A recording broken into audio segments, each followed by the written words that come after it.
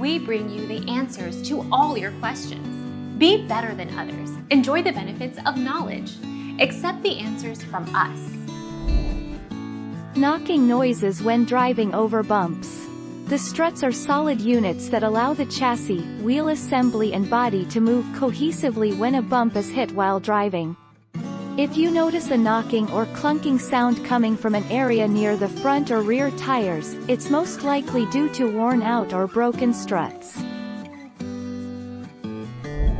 Our mission is to provide accurate answers.